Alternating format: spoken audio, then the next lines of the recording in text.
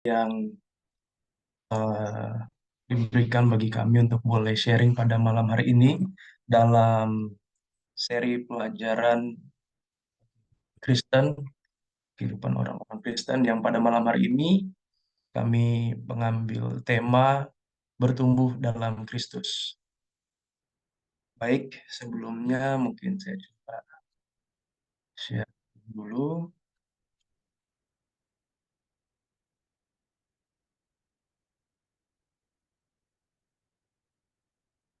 Nah, oke, apa sudah kelihatan? Oke, terlihat. Oke. Baik, lagi selamat malam untuk kita semuanya. Kita akan masuk dalam pelajaran kita.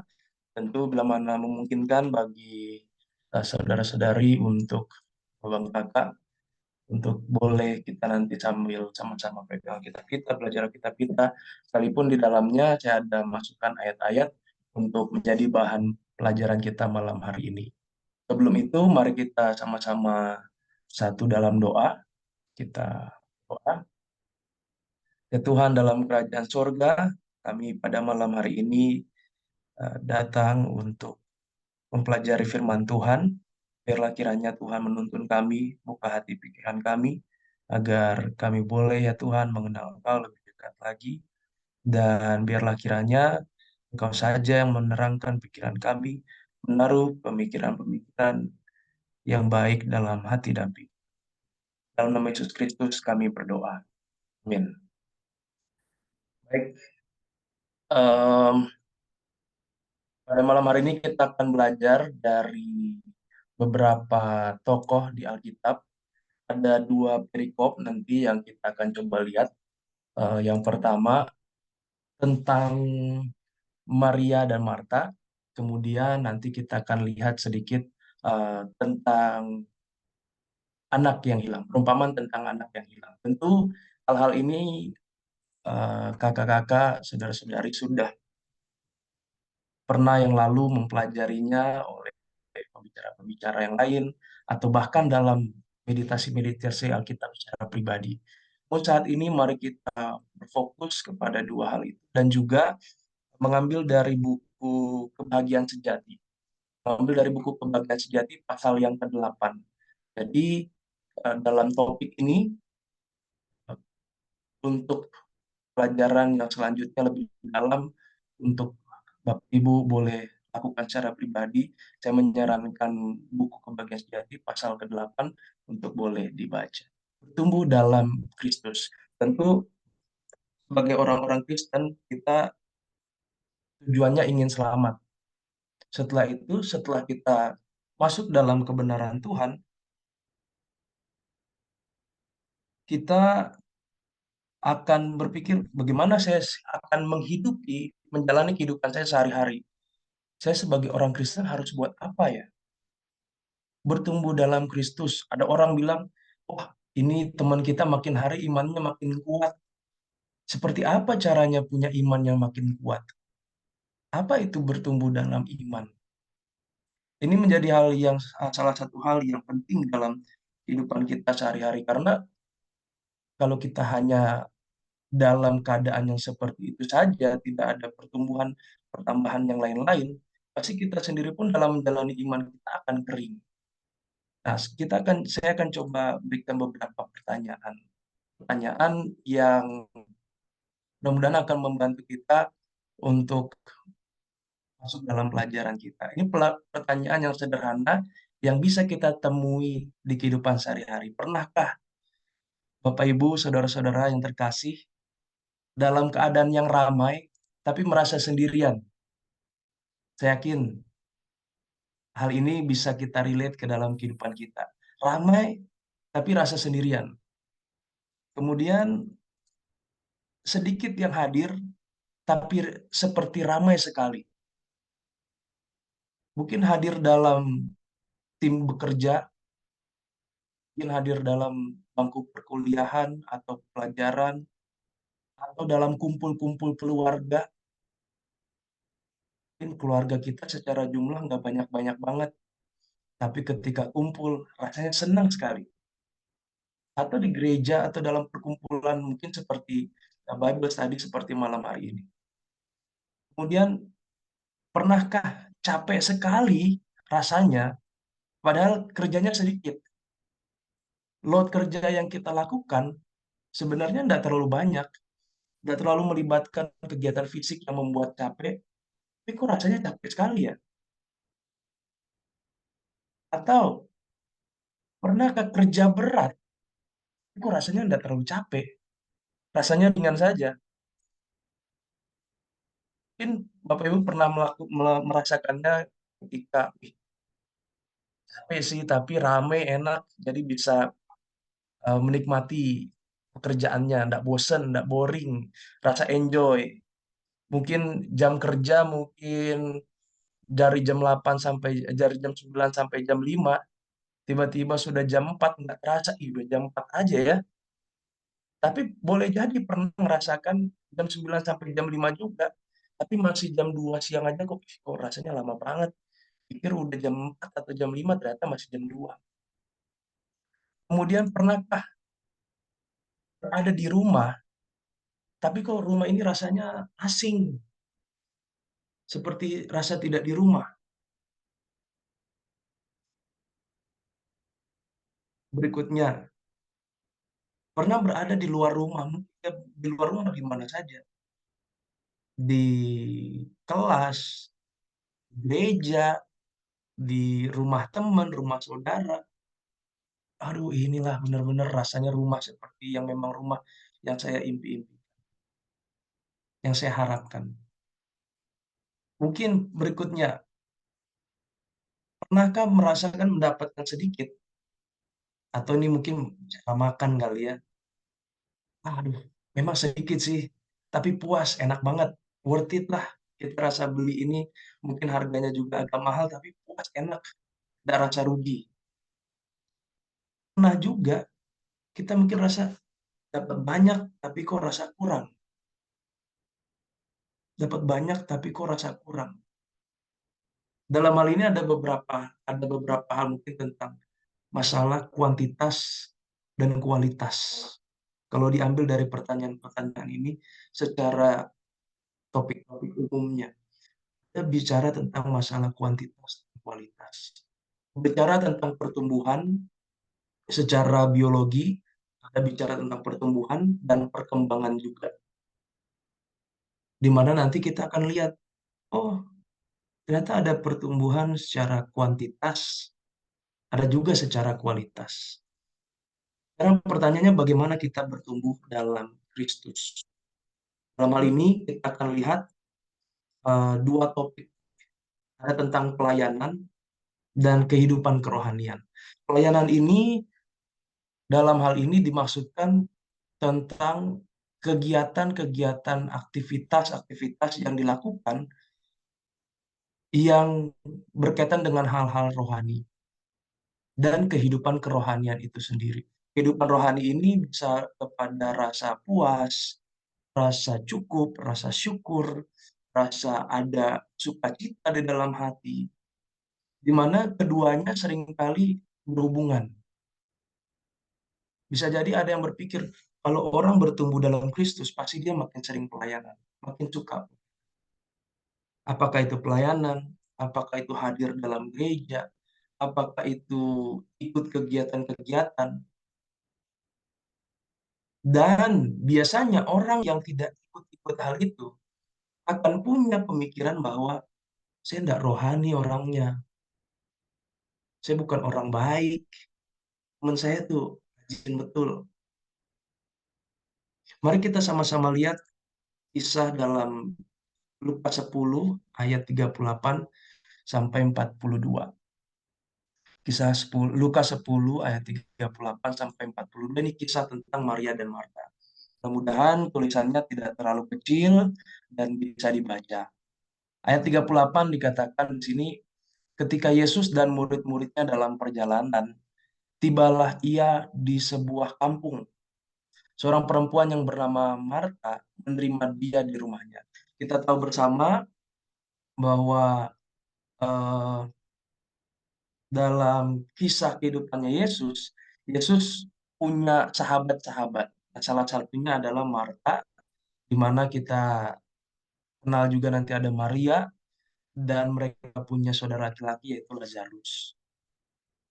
Perempuan itu mempunyai seorang saudara bernama Maria. Maria ini duduk dekat kaki Tuhan dan terus mendengarkan perkataannya. Dalam membaca ayat ini, mari kita menempatkan diri kita ada di dalam cerita itu. Kita lihat, mungkin kita tempatkan diri kita sebagai Marta dulu atau Maria. Wah, ketika Yesus mau datang, Yesus ini orang kenal. Yesus ini bukan orang sembarang, dia guru. Dia bisa lakukan mujizat. Kalau dia datang, kira-kira apa yang Maria dan Marta akan buat? Kami dalam pelayanan seringkali pada saat datang melawat, lebih senang secara tiba-tiba. Jadi tanpa tanpa janji datang melawat ke rumah anggota, lalu berdoa, baca firman Tuhan bersama, memberikan penguatan. Tapi kadang-kadang ada juga keluarga yang mengundang. Mungkin satu hari sebelumnya dia akan bilang, Pak Pendeta besok datang ya ke rumah, kita berdoa. Oke, siap.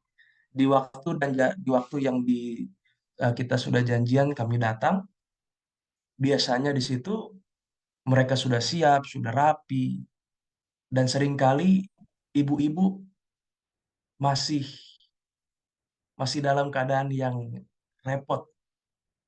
Bapak-bapak sudah pakai pakaian rapi, kemeja, celana panjang, anaknya sudah mandi, sudah santai. Kemudian kita lihat, oh ibunya mungkin belum mandi. Mulai ngobrol-ngobrol, baru ibunya selesai siap-siapin makanan, barulah dia mandi, baru dia ikut ngobrol sama kita, menguatkan satu sama lain. Maria dan Marta saya yakin juga ingin menyediakan yang terbaik buat Yesus. Perempuan itu punya seorang saudara yang bernama Maria. Maria ini duduk di kaki Tuhan dan terus mendengarkan perkataannya. Kita tahu ceritanya. Kemana Marta pada saat Yesus datang itu? Yang Marta sibuk melayani. Sebelum Yesus datang, ini dia sudah sapu itu rumah. Kalau kalau di setting di zaman kita sekarang, perlu masih ada pakaian-pakaian yang di kursi, yang belum dilipat, diambil dulu, masukin di kamar, sembunyikan supaya di depan itu tempat di mana tamu istimewa itu akan datang, bersih, tempatnya baik, enaklah gitu kalau menyambut tamu. Kemudian bicara tentang persiapan mungkin makanan. Kalau di zamannya Yesus, mereka harus basuh kaki dulu. Kemudian nanti kalau mau makan harus cuci tangan. Kita lihat di sini Marta mendekati Yesus dan berkata, Tuhan, tidakkah engkau peduli bahwa saudaraku membiarkan aku melayani seorang diri? Suruhlah dia membantu aku.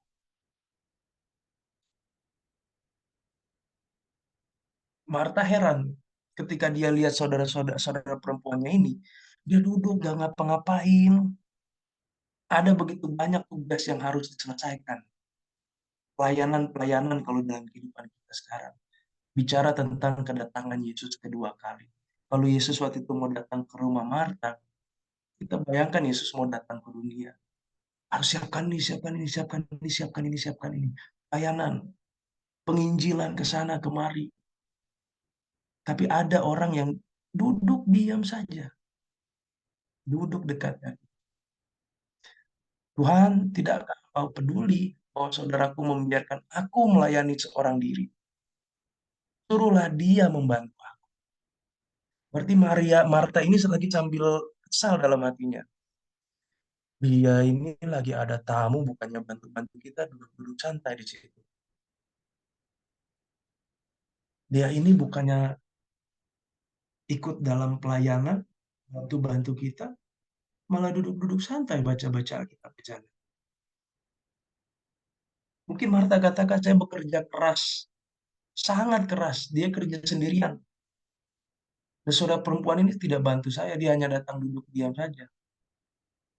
untuk ketemu dengan Yesus. Tapi Tuhan Yesus menjawab, Marta, engkau khawatir dan menyusahkan diri dengan banyak perkara.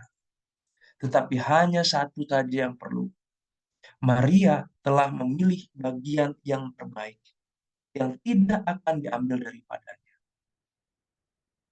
Yesus membandingkan Marta dan Maria.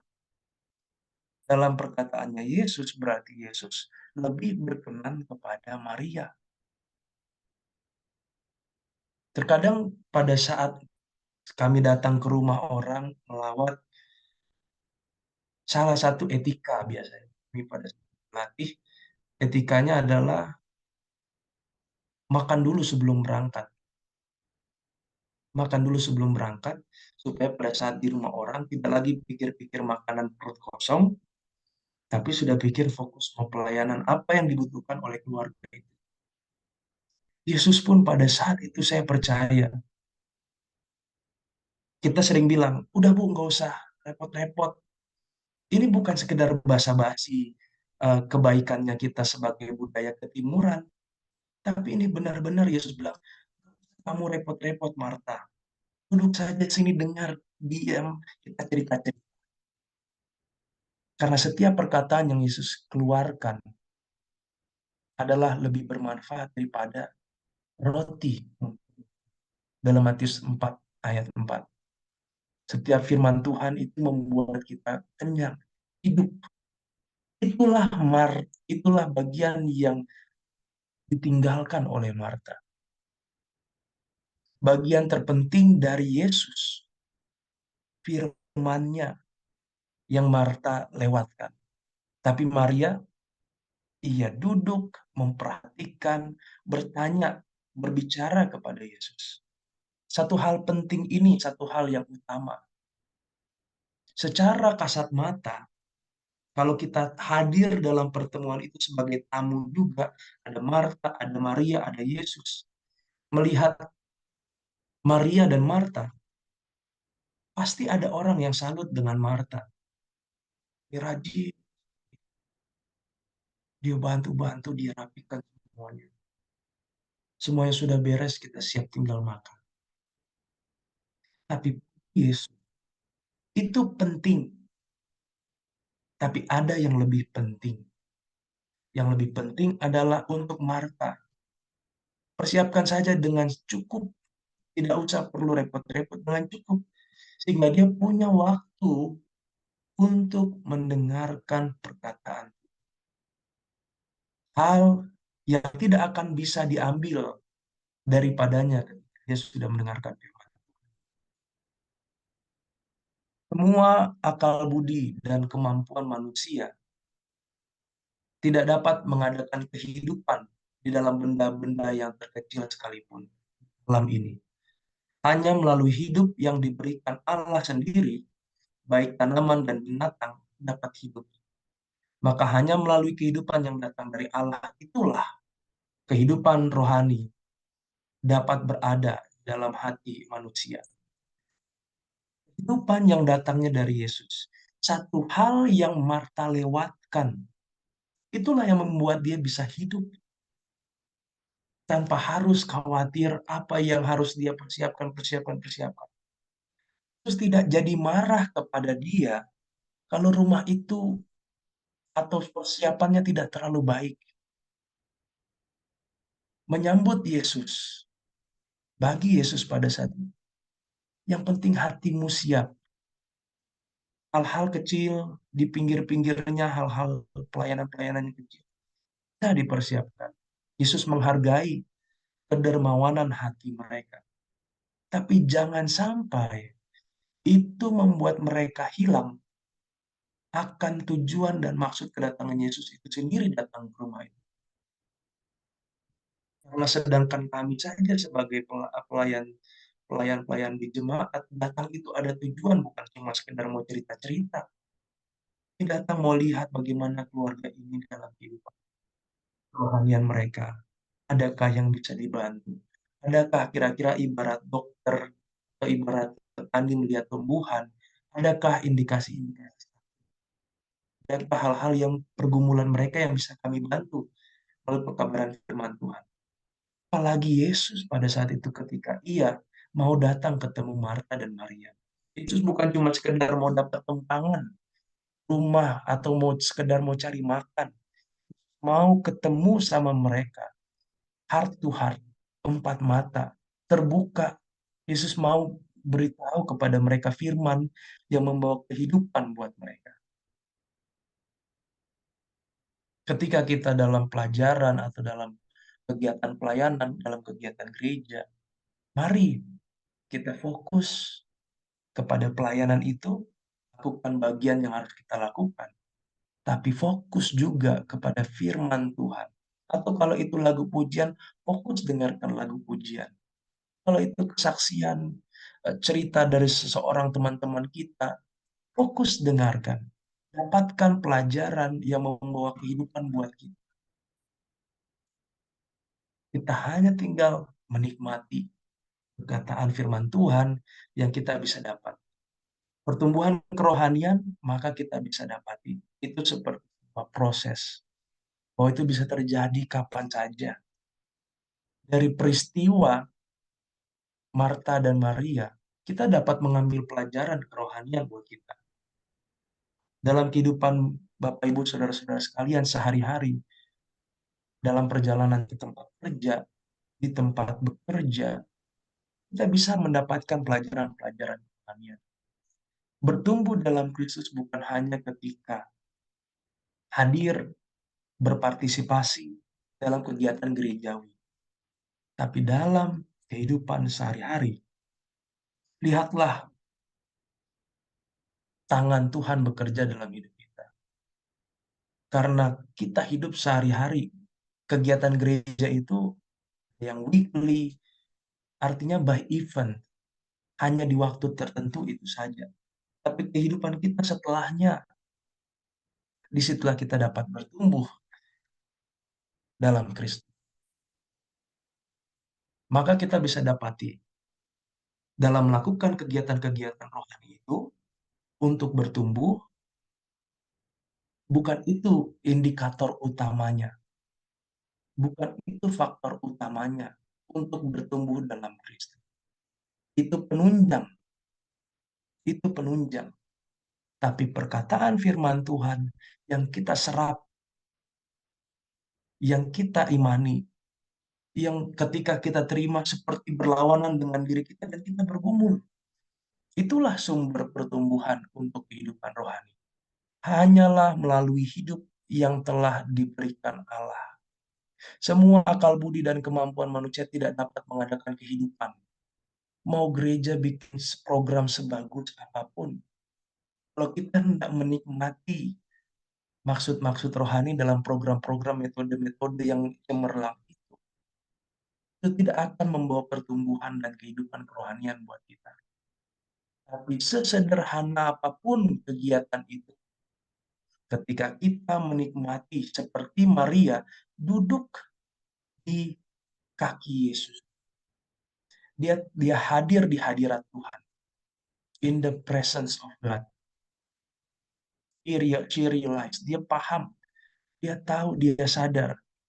Walaupun kita lagi ada di tempat kita masing-masing, sedang ada di hadiratnya Tuhan. Mengingat kembali mungkin Musa di zaman dahulu kala ketika dia bertemu dengan Tuhan, ketika ia melihat semak yang terbakar, tapi tidak gosong, tidak habis. Di situ ada hadirat Tuhan. Ia sadar di sana ada hadirat Tuhan. Dan ia hidup di hadirat Tuhan. Dalam pertumbuhan kerohanian kita, dimanapun kita, mungkin kita terbatas untuk bergerak. Kita dituntut 8 jam atau 9 jam harus ada di kantor. Jangan sia-siakan jam-jam berharga itu.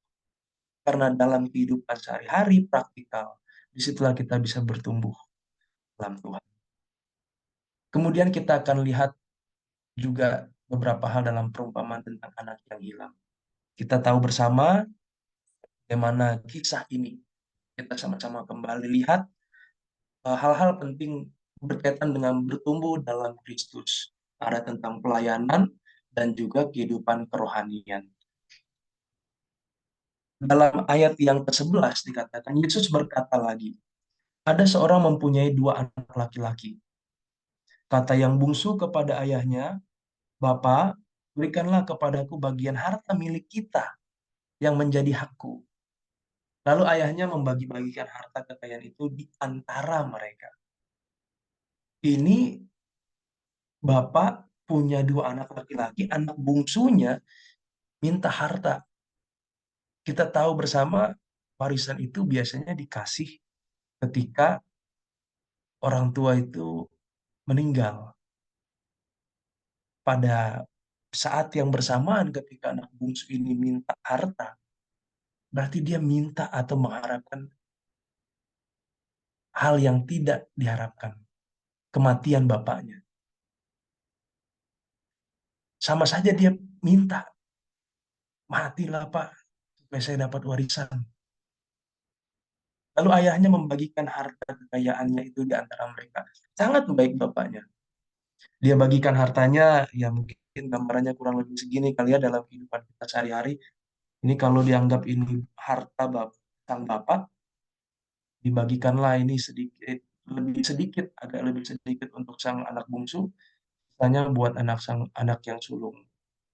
Karena anak sulung biasanya dapat yang lebih dibagi sama si sang bapak, hati sang bapak. Beberapa hari kemudian anak bungsu itu menjual seluruh bagiannya lalu pergi ke negeri yang jauh. Dia di sana memboroskan harta miliknya itu dengan hidup berfoya-foya. Setelah dihabiskannya semuanya itu, timbullah bencana kelaparan di dalam negeri itu dan ia pun mulai melarat. Dia pergi foya-foya, dia pergi foya-foya, habiskan harta yang dikasih oleh bapaknya. Kita tahu bersama peristiwa ini menunjukkan kehidupan kita yang lari daripada Tuhan. Kita menjual setiap hak-hak istimewa yang Tuhan berikan pada kita. Kita pergi untuk memuaskan keinginan kita sendiri.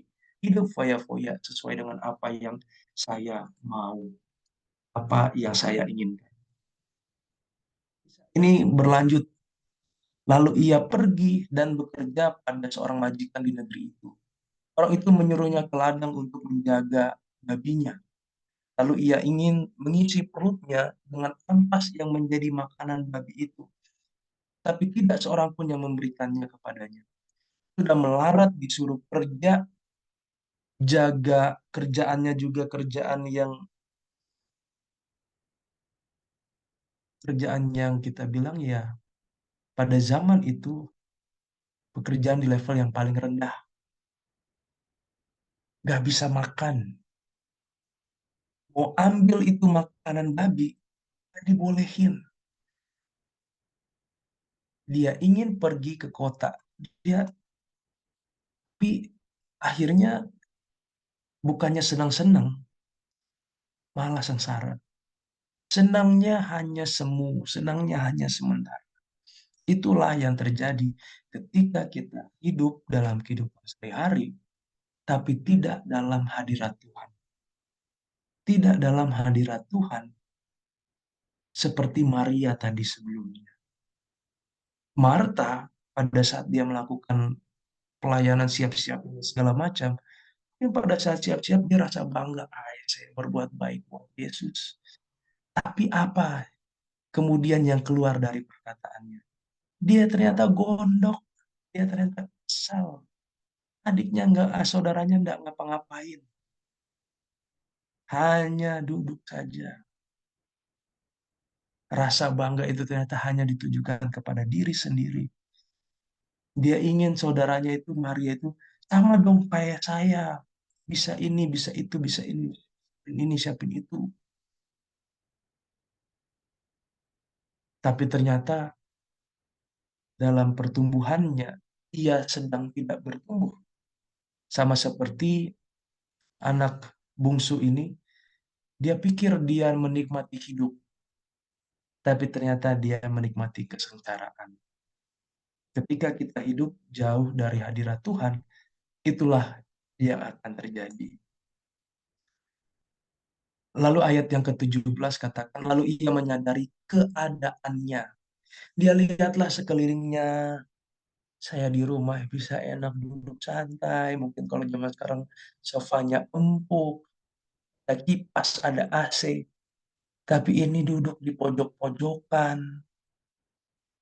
Mau ambil makanan dulu di kulkas banyak. Sekarang mau ambil dari piring tempat makanan babi aja dilarang. Dulu dia sayang-sayang sama bapaknya. Sekarang dia tidak diperhatikan oleh siapapun. Sendirian dia. Ia menyadari keadaannya. Dan dia tahu juga kalimat berikutnya. Betapa banyaknya orang upahan Bapakku yang berlimpah-limpah makanannya. Tapi aku di sini mati kelaparan. Betapa enaknya tinggal sama Bapak. Ini aku kok pergi jauh-jauh dari Bapak. Akhirnya ayat 18 dan 19. Dalam hatinya dia katakan, aku akan bangkit dan pergi kepada Bapakku dan berkata kepadanya, Bapa, aku telah berdosa terhadap sorga dan terhadap Bapa. Aku tidak layak lagi disebutkan anak Bapa. Jadikanlah aku sebagai salah seorang upahan Bapa. Itulah yang dia siapkan. Kata-kata permohonan maafnya kepada bapaknya nanti kalau dia sudah pulang. Saya pikir-pikir apa yang saya mau bilang. Saya tahu saya salah terhadap surga dan terhadap bapak saya. Saya pingin ada dekat bapak. Saya tahu saya nggak layak lagi jadi anak. Nggak apa-apa deh, saya jadi orang upahan. Yang penting saya dekat sama bapak. Saya ada di tempat di mana bapak berada. Dia tahu bapaknya punya hak. Ibarat mungkin perkataan kita sekarang, dikeluarkan dari kakak. Tidak dianggap sebagai anak. Hanya punya hak. Karena dia sendiri mengharapkan bapaknya sudah meninggal. Pada momen inilah mulai ada penyesalan, mulai pertobatan. Kemudian ayat 20 dikatakan, maka bangkitlah ia dan pergi kepada bapaknya. Pada saat sang anak ada jauh di negeri yang jauh, kira-kira apa yang dilakukan oleh sang bapak? Apa yang dipikirkan sang bapak? Saya sejak mulai pelayanan berada jauh dari keluarga. Saya bisa bayangkan saya kangen sama mama saya karena bapak sudah meninggal. Rasa kangen itu pasti kalau kita lagi kerja ya pasti hilang juga itu pikiran kangen terhadap orang tua. Tapi yang namanya orang tua pasti teringat terus, teringat terus. Sang bapak itu pun dia pasti teringat terus. Dia tunggu-tunggu kapan anaknya pulang. Buktinya ketika anak itu masih jauh, ketika ia masih jauh, ayahnya telah melihatnya, lalu tergeraklah hatinya oleh belas kasihan. Ayahnya itu berlari, mendapatkan dia lalu merangkul dan mencium dia. Di kampung itu di tempat dia tinggal, pada saat latar belakang sosialnya dari kisah ini, pada saat itu kalau orang tua agak lancang kalau kalau apa namanya, kalau orang tua lari terus kelihatan kakinya. Karena mereka pada saat itu berpakaian ya jubah yang panjang-panjang. Kalau ayahnya mau lari, pasti dia angkat dulu itu kakinya. Diangkat dulu itu sedikit apanya jubahnya. Dan itu tidak sopan buat orang di zaman itu. Bagi orang tua. Bagi mereka, bagi sang ayah, biarin walaupun ini mempermalukan saya, jalan kelihatan kakinya. Yang penting saya ketemu sama anak saya. Ketika kata anak itu kepadanya, Bapak, disinilah sebelumnya ayahnya itu berlari mendapatkan dia lalu merangkul dan mencium dia. Kita melihat bapaknya ini, anaknya belum ngomong apa-apa, udah dirangkul, udah dicium. Hal ini menandakan bapaknya sayang sekali sama anak. Dia sudah disakiti hatinya sama anaknya, tapi dia sayang. Ini menandakan ada momen pengampunan yang ayahnya berikan. Walaupun ayahnya belum katakan. Sudah jauh, dari jauh dia lihat dia datangi. Ayahnya mengampuni anak. Anak itu belum ngomong satu kata pun mau minta maaf. Kadang ada ya kita kan dalam kehidupan sehari-hari ada yang mungkin berpikir, saya nggak mau ngomong dulu sama dia. Dia dululah datang minta maaf sama saya, baru saya mau ngomong. Mungkin lihat-lihatan dari jauh, kalau mau ketemu yang satu ke kanan, yang satu ke kiri. Mau salaman dulu biasanya salaman, sekarang nggak berani salaman. Sang ayah waktu itu, dia sudah lihat anaknya, dia datangi, rangkul, dia cium. Belum anaknya minta maaf. Itulah kasih Bapa kepada setiap orang yang mulai timbul rasa pertobatan dalam hatinya, rasa penyesalan, pengampunan yang dari Bapa siap diberikan ketika ada gerakan Roh Kudus dalam hati kita. Kita rasa menyesal, kita bertobat. Bapa siap mengampuni. Tak ada dosa yang terlalu besar yang tidak bisa diampuni bagi Bapa saat mereka mau bertobat. Dalam hal pertumbuhan, seringkali kita jatuh. Ketika kita jatuh, marilah kita ingat peristiwa ini. Bagaimana Tuhan membuka pintu pengampunan itu sangat lebar. Belum anaknya ngomong minta maaf, timbul dalam hatinya dia sudah lakukan, dia mau pergi. Ayahnya sudah tahu, ini anak sudah bertobat. Dan ia rangkul, ia cium. Kemudian kata anak itu kepadanya, Bapa, aku telah berdosa terhadap sorga dan terhadap Bapa. Aku tidak layak lagi disebutkan anak Bapa. Inilah yang ia katakan. Ayat 22 katakan, tetapi ayah itu berkata kepada hamba-hambanya, lepaslah bawa kemari jubah yang terbaik. Pakaikanlah itu kepadanya dan kenakanlah cincin pada jarinya dan sepatu pada kakinya. Kita melihat anaknya baru bicara sepenggal. Di ayat 21 ini agak berbeda dengan apa yang anak itu pikirkan sebelumnya. Di ayat ke-18 dan 19. Ayat 18, Bapak, aku telah berdosa terhadap surga dan terhadap Bapak. Di sini anak itu punya pemikiran, aku tidak lagi layak disebut anak Bapak, jadikanlah aku sebagai salah seorang upahan Bapak. Dia minta jadi budak aja, enggak apa-apa, yang penting sama-sama dengan Bapak. Tapi ketika dia sampai bertemu dengan Bapaknya, baru selesai dia bilang, aku tidak layak lagi disebut anak Bapak. Ayahnya itu langsung ambil, katakan kepada hamba-hambanya, cepat bawa baju, bawa pakaian, bawa cincin, ganti pakaiannya ini udah lusuh, udah kotor, compang-camping, kotor, ganti.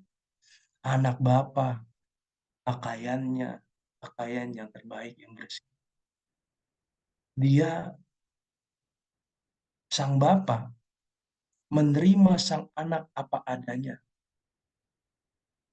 Sang anak, bagi sang anak, biarlah saya kerja buat bapak, karena saya tahu saya tidak layak. Untuk mendapatkan keselamatan, pertumbuhan kerohanian. Seringkali kita berpikir untuk melakukan hal itu. Saya harus lakukan ini supaya semakin baik. Kalau saya lakukan ini berarti saya baik. Saya lakukan itu supaya saya bisa tetap selamat. Tapi bagi sang ayah, Kamu tidak usah jadi hamba karena kamu anak Bapa. Kalau mau berada di rumah, kamu harus jadi anak Bapa, bukan jadi hamba.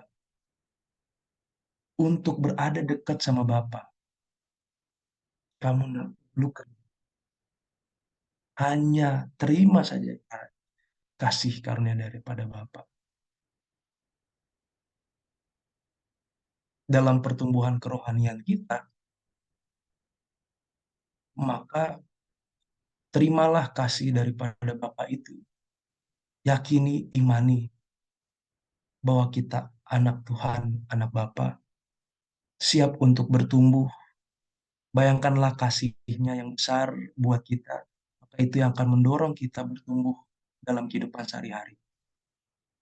Apa yang dilakukan, pelayanan, kegiatan sehari-hari, bukan untuk membuat kita, bukan untuk menyatakan bahwa kita layak sebagai anak Bapa. Karena untuk datang dekat kepada hadirat Bapa, untuk kita mengakui bahwa kita tidak layak dan terima dengan iman bahwa kasih Tuhan siap merangkul kita semuanya. Dan ambillah anak lembu tambun itu, sembelilah dia, dan marilah kita makan dan bersukacita. Sebab anakku ini telah mati dan hidup kembali. Ia telah hilang dan didapat kembali. Maka mulailah mereka bersukaria. Inilah titik mulai hidup baru bersama dengan Tuhan. Sang anak tadi dia pikir adalah yang penting supaya diterima di tempat Bapa, saya pengen ketemu Bapa, jadi budak pun nggak apa-apa. Dia pikir keselamatan itu bisa dihasilkan dari pekerjaan. Tapi ternyata bagi Bapa, ketika dia sudah mengaku minta maaf, nah Bapa, keselamatan itu sama halnya dengan pertumbuhan. Jadi siapa yang ada di dalam Kristus, ia adalah ciptaan baru. Yang lama sudah berlalu, sungguhnya yang baru sudah datang. Dalam hal ini, dia makin kenal ternyata seberapa besar kasih Bapaknya kepada dia. Dia semakin merasakan penyesalan. Kenapa dulu saya buat gini kepada Bapak saya? Hal begitu baik. Dia mengenal lebih dalam kasih Bapaknya. Dia menyadari betapa lebih saya apa rasa berapa besar rasa sayang sang Bapak. Kita melihat dalam hal ini pengampunan yang diberikan kepada Bapa, yang diberikan oleh Bapa, nuntun kepada keselamatan. Dan biasanya kita akan berpikir bahwa setelah kita selamat, tentu kita harus menghasilkan buah pertobatan. Maka di sini katakan pengampunan itu pemberian, keselamatan juga pemberian. Maka buah pertobatan pun juga adalah pemberian. Bukan terbalik, bukan pengampunan ditambah pertobatan, buah nurutan sama dengan keselamatan. Dalam pertumbuhan kita sebagai orang Kristen, ketika kita diampuni, diselamatkan, layanilah Tuhan, hasilkanlah buah-buah kerohanian. Sebagaimana halnya dengan hidup itu sendiri, demikian juga dengan pertumbuhan. Ketika kita mulai bangkit dalam Kristus, bangkit dalam kehidupan kerohanian kita, dikatakan juga bahwa kalau kita mau bertumbuh dalam Tuhan, sama halnya. Semua itu tidak ada andil kita. Semua itu pemberian daripada Tuhan. Kita mau menurut, itu dari Tuhan. Kita mau diampuni, itu dari Tuhan. Dengan iman kita percaya pengampunan yang Tuhan berikan, itu semua dari Tuhan. Allah lah yang membuat kuncup bunga mekar, dan bunga itu berbuah. Dengan kuasanya lah benih itu bertumbuh, mengeluarkan buah dari dirinya sendiri. Mula-mula kecambah, kemudian mayangnya akhirnya butir gandum yang sepenuhnya di dalam mayang itu. Kita melihat beberapa hal terakhir bagi sang anak sulung yang berada di ladang. Lagi kerja, dia lagi banting tulang, melakukan setiap tugas tanggung jawabnya. Pulang-pulang, dia lihat kok dari arah rumah ada suara musik, nah, orang ramai, tari-tarian. Lalu ia panggil dia seorang hamba dan bertanya kepadanya, apa artinya semua itu? Jawab hambanya itu, adikmu telah kembali dan ayahmu telah menyembelih anak lembu tambun karena ia mendapatnya kembali dengan sehat. Anak lembu tambun ini ya ibarat kalau kita mungkin beberapa suku yang rela pelihara mungkin ayam, sapi, apa. Tunggu sampai Desember nanti kalau tahun baruan sudah gemuk dia dipotong. Ini memang dipersiapkan buat yang terbaik. Ini mungkin lembu yang tiap hari diambil rumputnya sama si abang. Ini sayang kasih makan tiap hari tapi dipotong buat si anak yang dalam tanda petik kurang ajar itu. Pergi-pergi buang harta, datang-datang kok di sini dia malah disambut. Akhirnya maka marahlah anak sulung itu dan ia tidak mau masuk. Lalu ayahnya keluar dan berbicara dengan dia. Dia tidak senang melihat eh, adiknya ini datang. Dalam kegiatan sehari-hari, mungkin kita sudah bekerja berkhotbah, jadi anggota yang baik, belajar, mungkin ada yang berikan perpuluhan. Dan lihat, kok tiba-tiba rasanya ada orang yang datang, dia pikir bahwa apa yang dia lakukan untuk mendapatkan keselamatan yang datangnya daripada Tuhan. Ternyata kasih Tuhan lebih besar daripada itu. Dia tidak mau masuk. Kalau tadi anak bungsunya dari jauh, sang bapak itu sudah datangi di luar rumah. Perlakuan sang bapak pun juga sama kepada anak sulung. Bapak itu datang keluar rumah temui sang anak. Tapi anaknya mengeraskan hati anak sulungnya. Perlakuan bapak kasihnya sama-sama terbuka buat kita. Buat semua orang. Tetapi ia menjawab ayahnya, katanya, telah bertahun-tahun aku melayani. Beberapa terjemahan bahasa Inggris ada yang buat itu serving, servant, melayani, atau slaving, menjadi hamba. Telah bertahun-tahun aku melayani Bapak. Belum pernah aku melanggar perintah Bapak. Dia ternyata kerja di rumah Bapak baik-baik, nggak pernah melanggar, anak yang baik, tapi rasa ada gondok dalam hatinya. Kepadaku belum pernah Bapak memberikan seekor anak kambing untuk bersuka cita dengan sahabat-sahabatku. Ada rasa iri. Dia ada di rumah Bapak, tapi dia serasa jadi budak. Tapi sang anak bungsu dia di luar jadi budak. Dia rindu banget datang ke tempat Bapak lagi. Tetapi baru saja datang anak Bapak yang telah memboroskan harta kekayaan Bapak sama-sama dengan pelacur-pelacur, maka Bapak menyembelih anak lembu tambun itu. Dia melayani kerja sehari-hari. Rasanya tidak enak, tidak nyaman. Mungkin bisa relate lagi ke beberapa pertanyaan awal. Dalam hal ini berbagi kesaksian, beberapa kesempatan pada saat pelayanan-pelayanan gereja, pada hari Sabat atau ibadah-ibadah, karena sibuk, harus buat jadwalnya, atur orangnya, mungkin kalau terlambat kita siap-siapin, sudah stres, belajar lagi, bikin khotbah, kemudian tuntun sekolah Sabat. Hal yang terjadi biasanya saya rasakan pusing, pusing setelah hari Sabat itu. Mungkin Sabat sorenya pas pulang di rumah pusing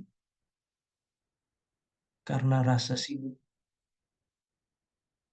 Dan tidak jarang rasa kok kayak kosong, padahal baru pulang dari ibadah. Pas di ibadah rasanya diberkati sekali, tapi pas sampai rumah rasanya kering. Karena tadi tidak bisa nikmati ibadah, terlalu padat. Atur sana, atur sini. Orang biasa duduk di gereja nyanyi-nyanyi, dengar firman Tuhan. Kami ada di belakang, atur sana, atur sini. Tidak bisa nikmati. Oleh sebab itu, saya rasa ada di gereja. Jalankan gereja, ibadah di gereja, mengorganisir jalannya ibadah. Tapi rasa kering tidak dapat. Ya, setelah saya coba pikir-pikir, harus ada yang diubah. Harus diimbangi. Nikmati juga pekabaran firman Tuhan itu. Jangan terlalu capek-capek kayak Marta, kayak Maria juga datang duduk, tumbuh dalam Tuhan. Karena sesudah capek-capek nanti rasanya kering. Dalam pelayanan pun kita juga lakukan itu. Dalam pelayanan capek lakukan banyak hal, tapi pastikan ada yang kita bawa pulang yang menguatkan iman kita, yang menghubungkan kita dengan hadirat Tuhan, rencana Tuhan buat kita. Dalam hal ini ada dua hal kemungkinan untuk hilang. Kalau kita ingin bertumbuh dalam Kristus, ada dua hal juga yang bisa membuat kita tidak bertumbuh dalam Kristus. Yang pertama, lari dari Bapa, memberontak, hidup berdasarkan kemauan kita sendiri. Dan yang kedua, menjadi baik, turuti peraturan, tapi kehilangan hadirat Allah dan salah memahami hati Tuhan. Seperti sang anak sulung. Dia rasa penurutan itu jadi legalisme saja. Tapi dia tidak ngerti bagaimana hati bapaknya. Selama ini dia sama-sama dengan bapak. Bapak berbuat baik kepada anaknya yang bungsu, tapi kenapa dia malah jadi marah? Berada dalam pelayanan-pelayanan yang banyak, bukan berarti kita kenal Tuhan. Tapi bukan berarti kita jadi tidak mau ikut pelayanan. Jadi Pak Pendetanya bingung anggota-anggotanya atau orang-orang yang mana yang bisa diajak kerjasama untuk belajar dan menjangkau jiwa-jiwa. Tapi inilah beberapa hal yang penting dalam pertumbuhan kerohanian kita.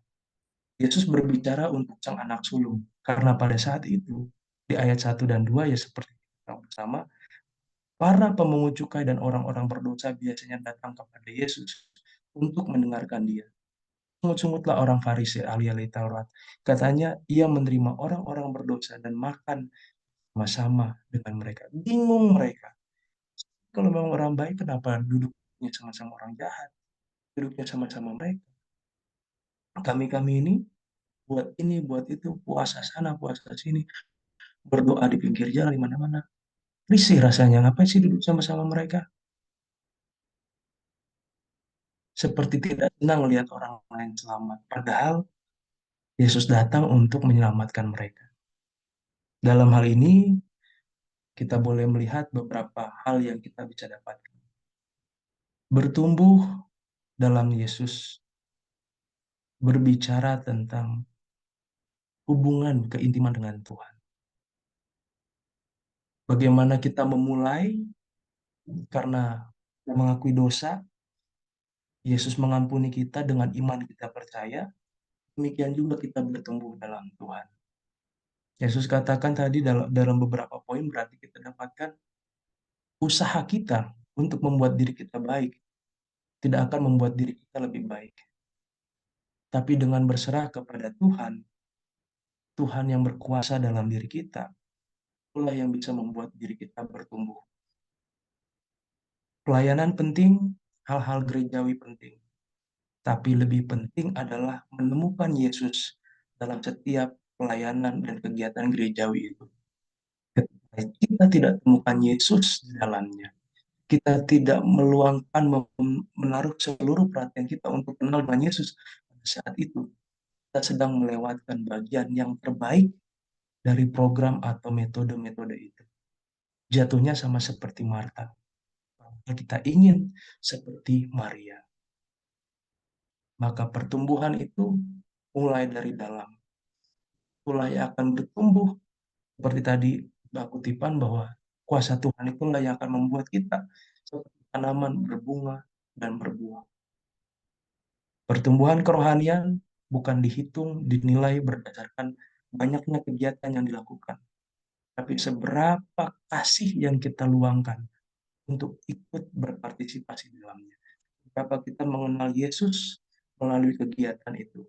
Mungkin Bapak Ibu akan berdoa sehari-hari, pagi, sore, punya target harus baca Alkitab. Kalau dalam kehidupan lagi sehari-hari tidak sempat, kita mungkin cenderung akan gagal nih hari ini. Tapi di saat waktu-waktu sempit seperti itu, berdoalah, temukanlah hadirat Tuhan. Karena bukan berdasarkan apa yang kita lakukan, berapa banyak yang harus kita buat, maka kita dihitung sebagai orang yang rohani. Tapi seberapa hubungan dengan Tuhan itu tidak lepas dari kita.